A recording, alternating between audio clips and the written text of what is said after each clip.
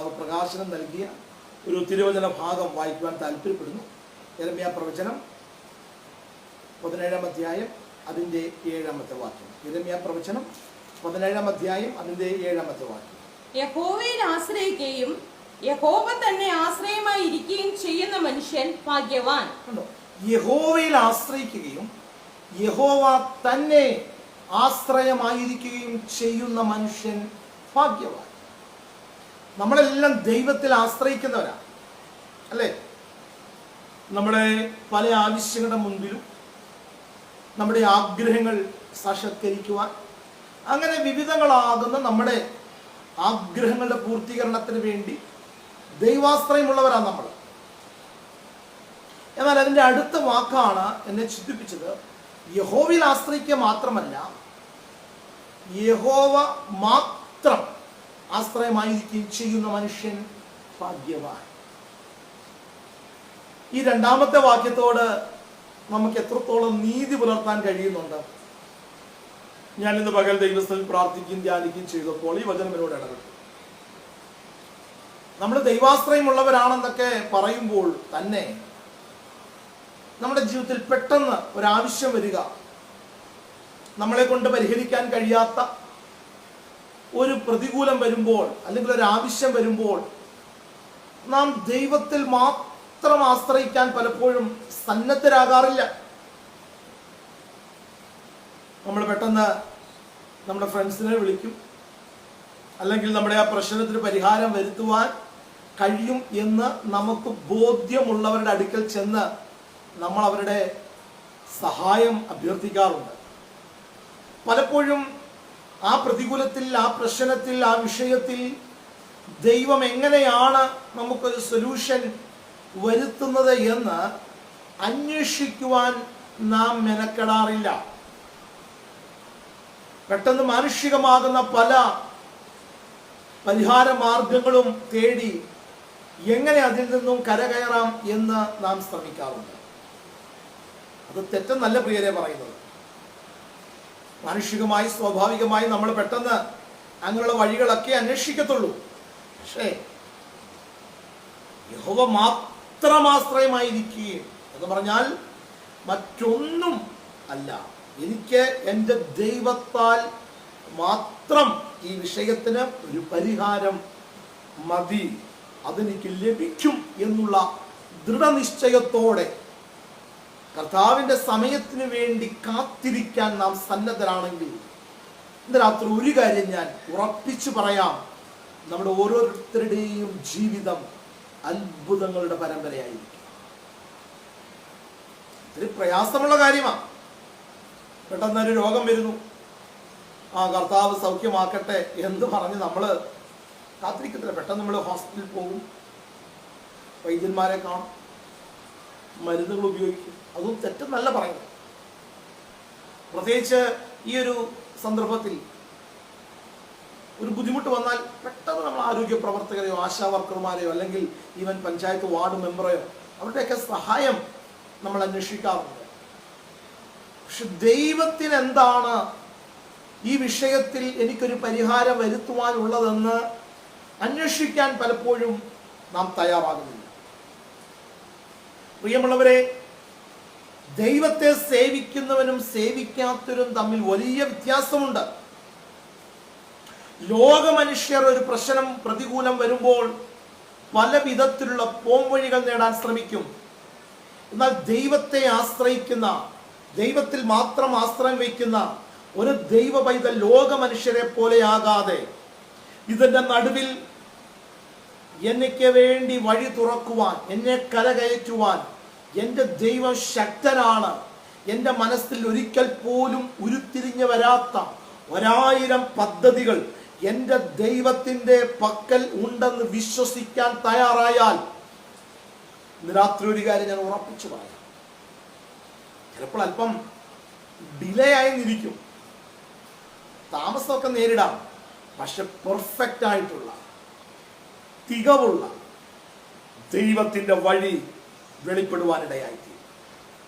പ്രിയമുള്ളവരെ, ഈ കാലഘട്ടത്തിൽ പലരുടെയും ദൈവാശ്രയം കുറയുന്നു. എന്താ കാരണം? നമുക്ക് അത്യാവശ്യം വരുമാനങ്ങളുണ്ട്, ജീവിത സൗകര്യങ്ങളുണ്ട്, അല്ലെങ്കിൽ നമുക്ക് കുറച്ച് മനുഷ്യരിലൊരു ആശ്രയവും പ്രതീക്ഷയുമുണ്ട്. ഞാനൊരു കാര്യം അവരോട് പറഞ്ഞാൽ നിശ്ചയമായും അവരെന്നെ കൈവിടത്തില്ലെന്ന് എനിക്കറിയാം. എൻ്റെ സ്നേഹിതര് ഏത് പ്രോട്ടോക്കോൾ ലംഘിച്ചിട്ടാണെങ്കിൽ അവർ ഓടി വരും എന്നെ സഹായിക്കാൻ. അങ്ങനെയൊക്കെ ചില പ്രതീക്ഷ ചില മനുഷ്യരിൽ നമുക്കുണ്ട്. അതാ ദൈവാശ്രയം കുറയാനുള്ള കാരണം. ആദിമ ഭക്തന്മാരുടെ കാലഘട്ടത്തിൽ, അപ്പോസ്തലന്മാരുടെ കാലഘട്ടത്തിൽ അങ്ങനെ അവർക്ക് പ്രതീക്ഷിക്കാൻ യാതൊരു വകയുമില്ലായിരുന്നു. പുറത്തിറങ്ങുമ്പോൾ കല്ലെറിയുന്ന ഒരു സമൂഹം, തിരസ്കരിക്കുന്ന, ഒറ്റപ്പെടുത്തുന്ന, പരിഹസിക്കുന്ന ഒരു കാലഘട്ടത്തിൽ അങ്ങനെ ഒരു സമൂഹത്തിന്റെ നടുവിൽ അവർ തികഞ്ഞ ദൈവാശ്രയമുള്ളവരായിരുന്നു. അതുകൊണ്ട് എന്താ സംഭവിച്ചത്? പ്രാർത്ഥിക്കുന്ന ആ നിമിഷത്തിൽ തന്നെ അവരൊരു ദൈവാശ്രയത്തോടെ ദൈവമുഖം അന്വേഷിക്കുമ്പോൾ തന്നെ കർത്താവ് ഇറങ്ങി വന്ന് അത്ഭുതങ്ങളെ ചെയ്യുന്ന നിരവധി അനവധി അനുഭവങ്ങൾ നമുക്ക് വേദപുസ്തകം പരിശോധിക്കുമ്പോൾ കാണുവാൻ കഴിയും. പ്രിയമുള്ളവരെ, കേരളത്തിൽ ആദിമ മാതാപിതാക്കളുടെ അനുഭവം ഞാൻ കേട്ടിട്ടുണ്ട്. പേപ്പട്ടി കടിച്ചാൽ പോലും നേരെ വിഷകാരുടെ അടുക്കൽ ചെല്ലാതെ ഫെയ്ത്ത് ഹോമിൽ ചെന്ന് ദൈവദാസന്മാരെ കൊണ്ട് പ്രാർത്ഥിപ്പിക്കുന്ന അനുഭവം ഉണ്ടായിരുന്നു. ഇന്ന് ഞാനോ നിങ്ങളോ അതിന് തുനിയോ? നമ്മൾ അങ്ങനെ ചെയ്താൽ ഈ സമൂഹം നമ്മളെ എങ്ങനെയായിരിക്കും കാണുന്നത്? നമ്മളെ പരിഹസിക്കത്തില്ലേ? അപ്പം പല കുറ്റപ്പെടുത്തലുകളും സമൂഹത്തിന്റെ പരിഹാസങ്ങളും ഏറ്റുവാങ്ങാൻ നാം തയ്യാറല്ലാത്തത് കൊണ്ട് നമ്മൾ പറയും ഇച്ചിരി ബുദ്ധിപൂർവ്വമൊക്കെ ചിന്തിക്കണം, നല്ലതാ.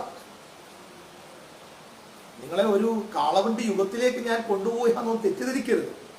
ദൈവാശ്രയം എന്നുള്ള വിഷയമാണ് നമ്മൾ ഒരുമിച്ച് പങ്കുവയ്ക്കുന്നത്. അപ്പം ആദിമ ഭക്തന്മാർക്ക് മറ്റ് ഓപ്ഷൻ ഇല്ല. സൂപ്പർ സ്പെഷ്യാലിറ്റി ഹോസ്പിറ്റലുകളോ അല്ലെങ്കിൽ അവിടെ കൊണ്ടുപോയി ചികിത്സിക്കാനുള്ള പണമോ അതിനുള്ള സ്വാധീനങ്ങളോ ഒന്നും അവർക്കില്ലായിരുന്നു. അതുകൊണ്ട് തികഞ്ഞ ദൈവാശ്രയത്തിൽ ഏതൊരു വിഷയത്തിന്റെ മുൻപിൽ അടിപതറാതെ അവർ മുട്ടുമടക്കി ദൈവത്തോട് അന്വേഷിക്കുകയും ദൈവമുഖം അന്വേഷിക്കുകയും ദൈവത്തോട് അപേക്ഷിക്കുകയും ചെയ്തിരുന്നു. അതുകൊണ്ട് അവരാരും നശിച്ചു പോയില്ല. അവരുടെ തലമുറ ഇന്ന് അനുഗ്രഹിക്കപ്പെട്ടതിന്റെ കാരണം എന്താ? ആദിമാതാപിതാക്കൾ വിശ്വാസത്തിന് വേണ്ടി കൊടുത്തൊരു വിലയുണ്ട്. അവർ തീഷ്ണതയോടെ ഏത് സാഹചര്യത്തിലും ദൈവം ഞങ്ങളെ വിടുവിച്ചാലും ഇല്ലെങ്കിലും, അതായിരുന്നു അവരുടെ ഉറപ്പ്. ഇല്ലെങ്കിൽ എന്ന് പറഞ്ഞാൽ വിടുവിക്കത്തില്ലെന്നല്ല, വിടുവിക്കുമെന്നുള്ള അമിതമായ ആത്മവിശ്വാസം അതിലവർ ഉറച്ചു നിന്നു. അതുകൊണ്ട് ഓരോ സന്ദർഭത്തിലും കർത്താവ് ഇറങ്ങി വന്ന് അത്ഭുതങ്ങളെ ചെയ്യുവാൻ തയ്യാറായി. പ്രിയമുള്ളവരെ, ഇന്ന് നമുക്ക് ധാരാളം സുഹൃത്തുക്കളുണ്ട്, സമ്പത്ത് ശേഷിയുള്ളവരുണ്ട്, നമ്മളെ സഹായിക്കാൻ മനസ്സുള്ള അനേക ആളുകൾ നമുക്ക് ചുറ്റുമുണ്ട്.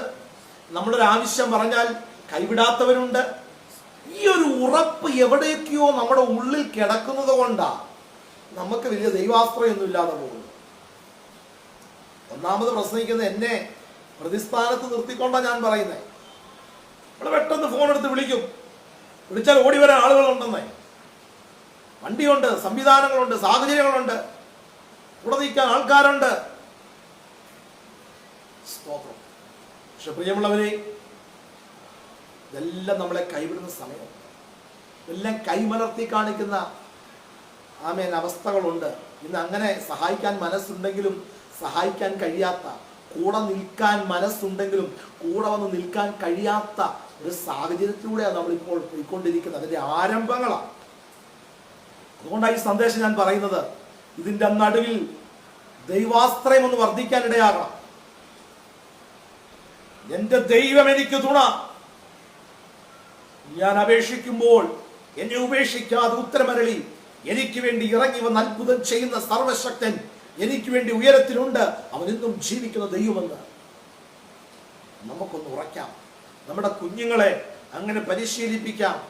അങ്ങനെ ദൈവിക അനുഭവത്തിൽ വളരാൻ ഈ ദിവസങ്ങളിൽ നമുക്കൊന്ന് തയ്യാറാകാം. അങ്ങനെയുള്ളവനെ കുറിച്ച് ബൈബിൾ പറയുന്ന പ്രത്യേകത എന്താ? അവർ ഭാഗ്യവാൻ. യഹോവയിൽ ആശ്രയിക്കുകയും യഹോവ തന്നെ ആശ്രയമായിരിക്കുകയും ചെയ്യുന്ന മനുഷ്യൻ ഭാഗ്യവാൻ. ജാക്ക്പോട്ട് ബമ്പർ അടിക്കുന്നവരല്ല, എന്തോ നിധി സമ്മാനമായി ലഭിക്കുന്നവരല്ല, പ്രതീക്ഷിക്കാത്ത സമയത്ത് സ്ഥാനക്കയറ്റമോ കുമിഞ്ഞുകൂടുന്ന ധനമോ വരുന്നവരെ കുറിച്ചൊന്നുമല്ല വേദപുസ്തകം ഭാഗ്യവാൻ എന്ന് പറയുന്നത്. ഏത് സാഹചര്യത്തിലും ഉയർച്ചയിലും താഴ്ചയിലും ജീവിതത്തിന്റെ പരിപരുത്ത യാഥാർത്ഥ്യങ്ങളുടെ നടുവിലും ദൈവാശ്രയമുള്ളവനെ വചനം വിശേഷിപ്പിക്കുക, അവൻ ഭാഗ്യവാനാണ്. നമ്മൾ ഈ ഗണത്തിൽ പെടുമോ?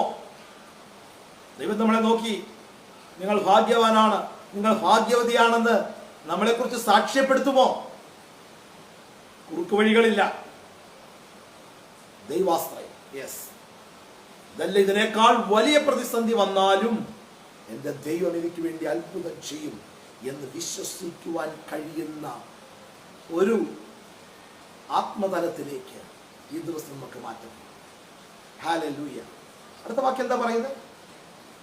അവൻ വെള്ളത്തിനരികെ നട്ടിരിക്കുന്നതും. ഈ ദൈവാശ്രയമുള്ള മനുഷ്യനെ കുറിച്ച് പറയുകയാ. അവന്റെ ചില പ്രത്യേകതകൾ.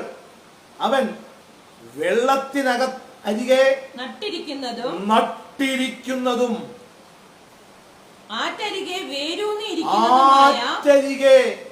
വേരൂന്നിരിക്കുന്നതുമായ വൃക്ഷം പോലെയാകും. എന്താ പ്രിയമുള്ളവരെ, ഈ വെള്ളത്തിനരികെ നട്ടിരിക്കുന്നതും ആറ്റരികെ വേരൂന്നിരിക്കുന്നതുമായ വൃക്ഷത്തിന്റെ പ്രത്യേകത? ഏത് കൊടിയ വരൾച്ചയുടെ സമയത്തും അതിൽ നല്ല പച്ചപ്പുണ്ടായിരിക്കും.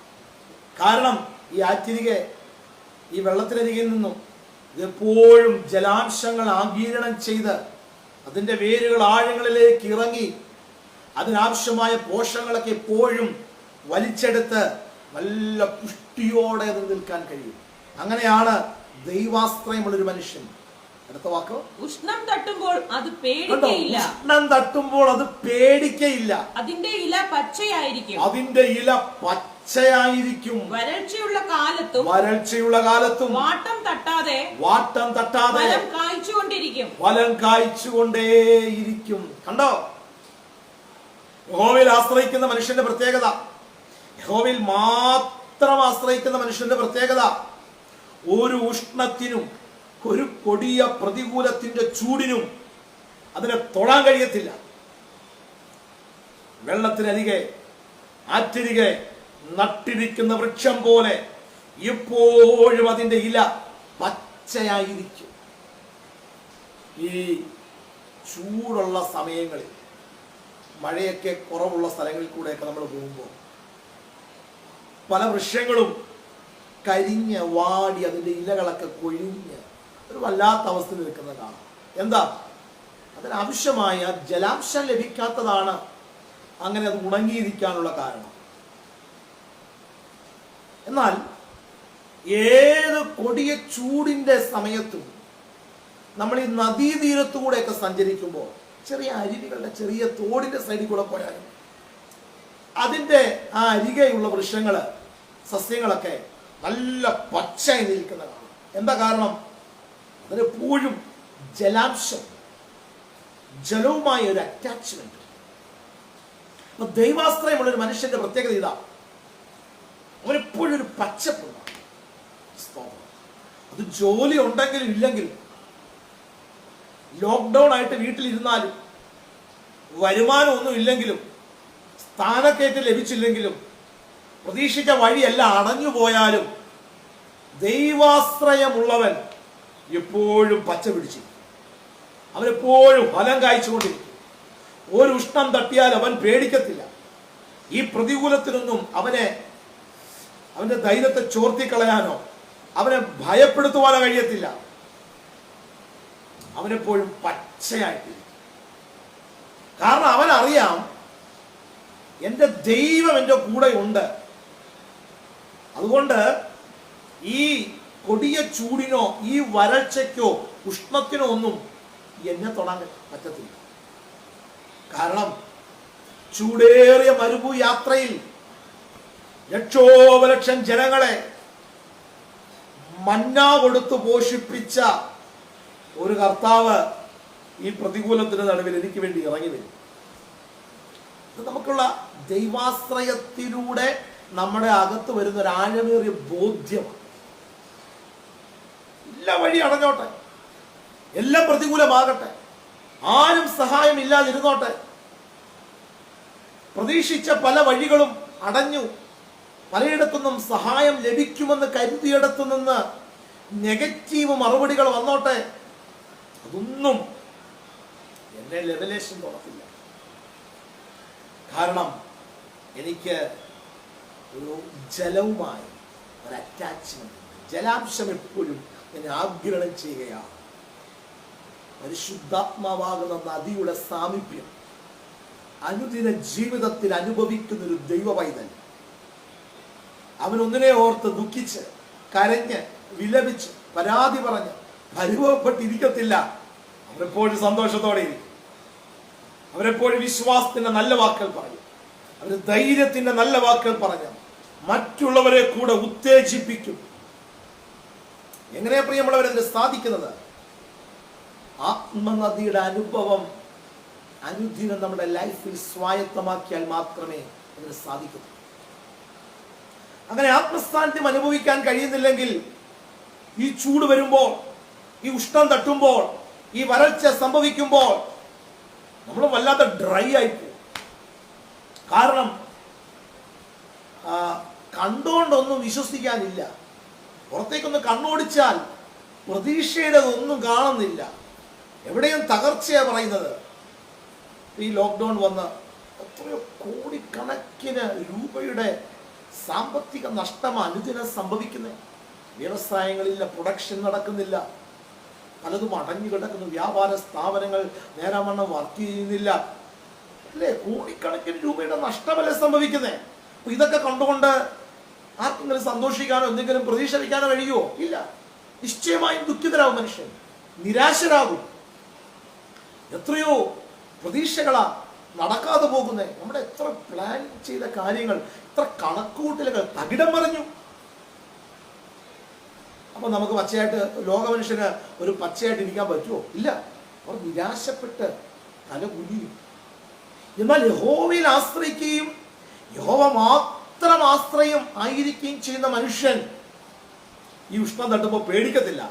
കാരണം അവന്റെ സഹായം ഇവിടെ നിന്ന് മാത്രമല്ല വരുന്നത്.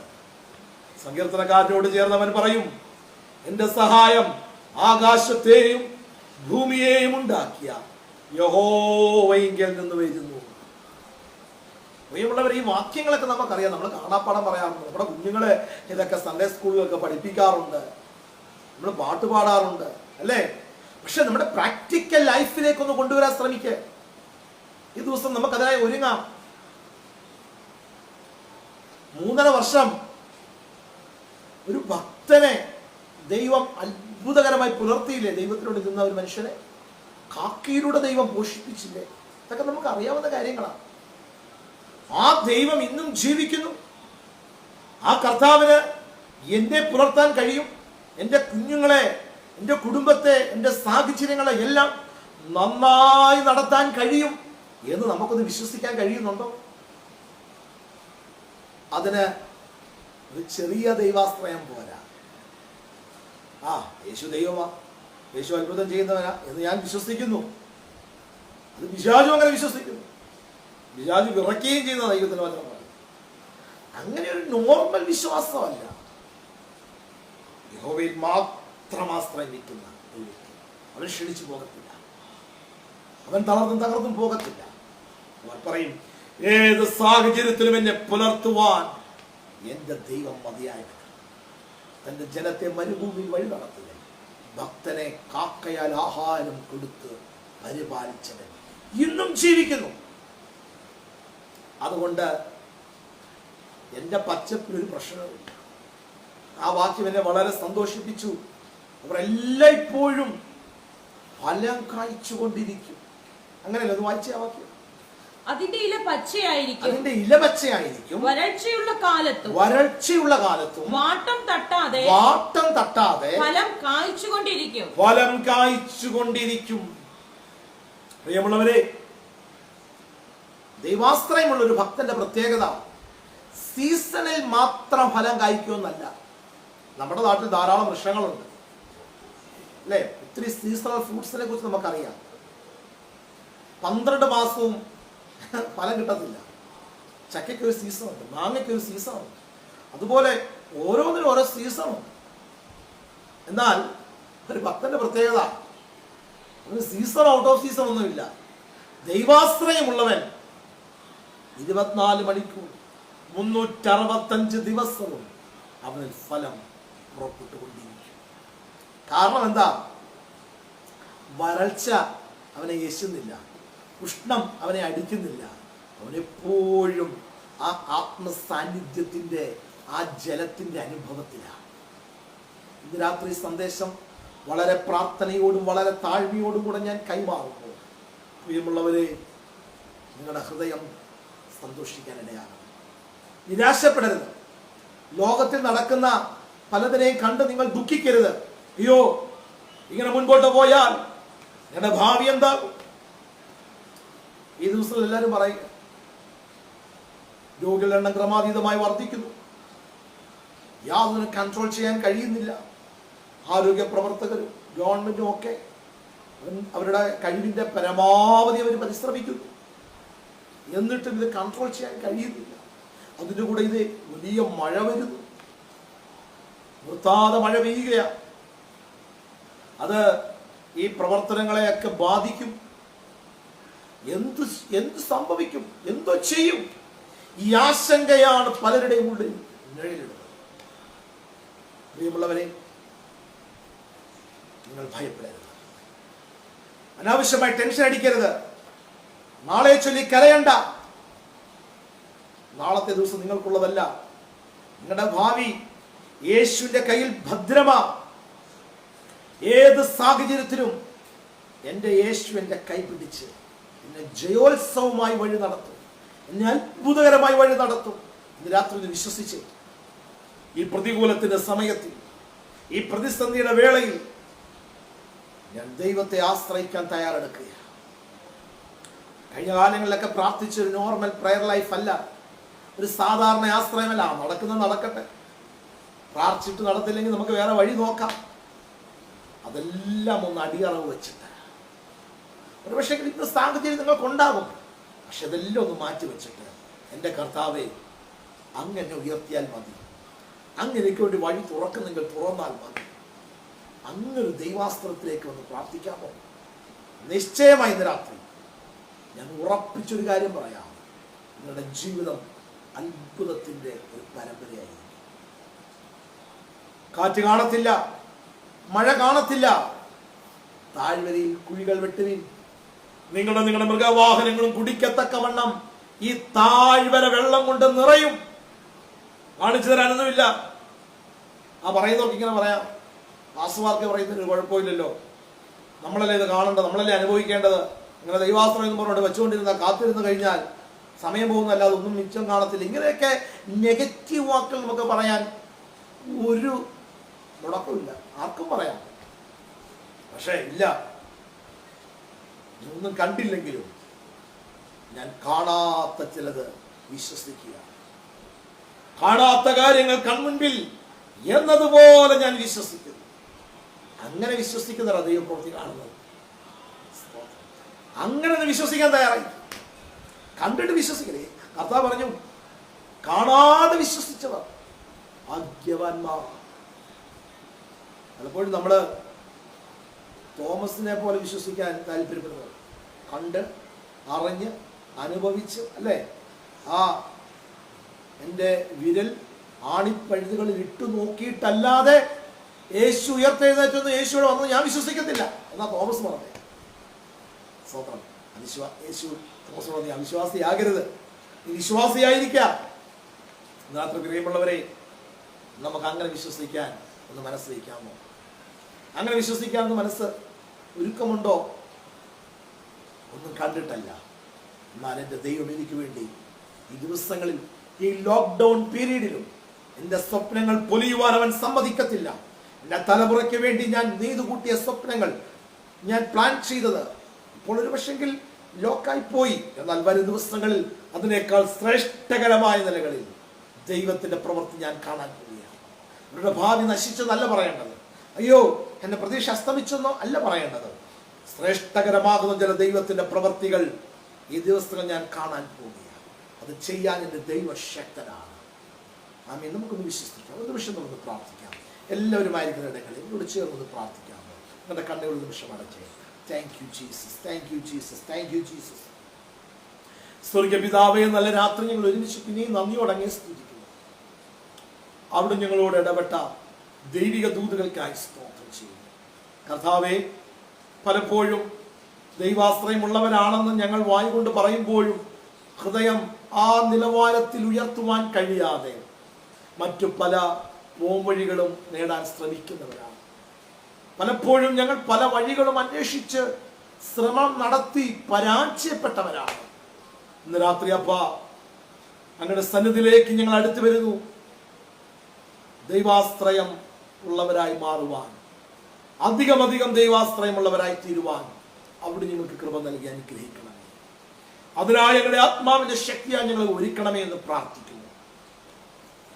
ഒരുപക്ഷെ ഒന്നും കാണുന്നില്ലെങ്കിലും, സാഹചര്യങ്ങൾക്ക് അനുകൂലമല്ലെങ്കിലും ഞങ്ങൾക്ക് വേണ്ടി പ്രവർത്തിക്കാൻ ദൈവം ശക്തനെന്ന് ഉറച്ച് വിശ്വസിക്കാൻ അവിടുന്ന് തന്നെ ജനത്തിന് കൃപ നൽകണമേ എന്ന് പ്രാർത്ഥിക്കുന്നു. കർത്താവേ, രാത്രിയിലായി ശ്രദ്ധിക്കുന്ന, പിന്നീട് കാണുന്ന പ്രിയപ്പെട്ടവരെ യേശുവിന്റെ നാമം ചൊല്ലി അനുഗ്രഹിക്കുന്നു. രോഗികൾ യേശുവിൻ നാമത്തിൽ ഇപ്പോൾ സൗഖ്യമാകട്ടെ. അവരുടെ ശാരീരികവും മാനസികവുമായ ഏത് പ്രതിസന്ധിയാണോ അതിനെ ഇന്ന് രാത്രി എൻ്റെ യേശു എടുത്ത് മാറ്റുവാൻ അങ്ങയോട് അപേക്ഷിക്കുന്നു.